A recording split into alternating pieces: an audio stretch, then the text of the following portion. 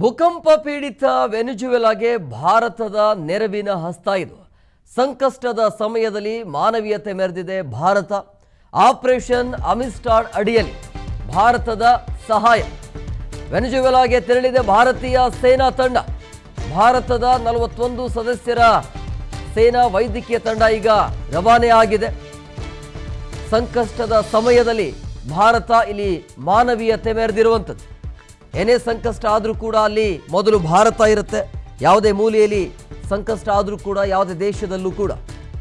So ವೆನೆಜುವೆಲಾಗೆ ಭಾರತೀಯ ಸೇನಾ ತಂಡ ತೆರಳಿದೆ. ನಿಜವಾಗ್ಲೂ ಕೂಡ ಆಘಾತ ಇದು. 7.5ರ ತೀವ್ರತೆಯಲ್ಲಿ ಆಗಿರುವಂಥ ಭೂಕಂಪ ವೆನೆಜುವೆಲಾದಲ್ಲಿ.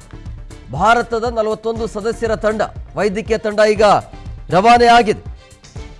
ಸೊ ಭಾರತದ ಕಡೆಯಿಂದ ಈ ರೀತಿಯ ಹೆಲ್ಪ್, ಭೂಕಂಪ ಪೀಡಿತ ವೆನೆಜುವೆಲಾಗೆ ಭಾರತದ ನೆರವಿನ ಹಸ್ತ.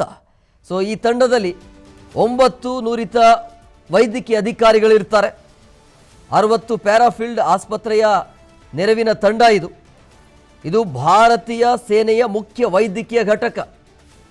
ಯಾವುದೇ ಪರಿಸ್ಥಿತಿಯಲ್ಲಿ ತಕ್ಷಣ ಕಾರ್ಯಾಚರಣೆಗೆ ಇಳಿಯಬಲ್ಲ ವಿಶೇಷ ತಂಡ ಈಗ ವೆನೆಜುವೆಲಾಗೆ ರವಾನೆ ಆಗಿದೆ. ಯಾವಾಗ ಈ ಘಟನೆ ಆಯ್ತಲ್ಲ, ಭೂಕಂಪ ಆದ ತಕ್ಷಣ ನಮ್ಮ ದೇಶದ ಪ್ರಧಾನಿ ಮೋದಿಯವರು ಒಂದು ಸಂದೇಶವನ್ನು ರವಾನೆ ಮಾಡಿದರು.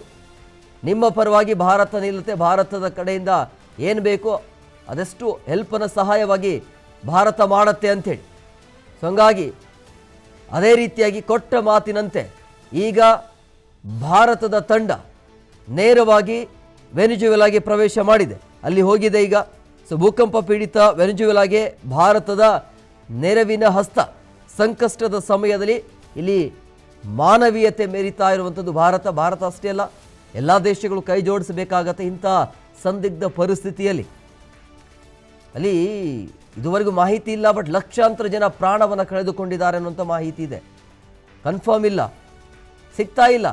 ದೊಡ್ಡ ದೊಡ್ಡ ಬಿಲ್ಡಿಂಗ್ಗಳು ಕುಸಿದು ಬಿದ್ದಿವೆ. ಅದೆಲ್ಲ ತೆರವು ಕಾರ್ಯಾಚರಣೆ ಕಂಟಿನ್ಯೂ ಆಗ್ತಾ ಇದೆ. ಈ ರೀತಿಯ ಅನಾಹುತ ಆಗಿದೆ. ಕೇವಲ 30 ಸೆಕೆಂಡಲ್ಲಿ 2 ಬಾರಿ ಆಗಿರುವಂಥ ಭೂಕಂಪನ ಇದು.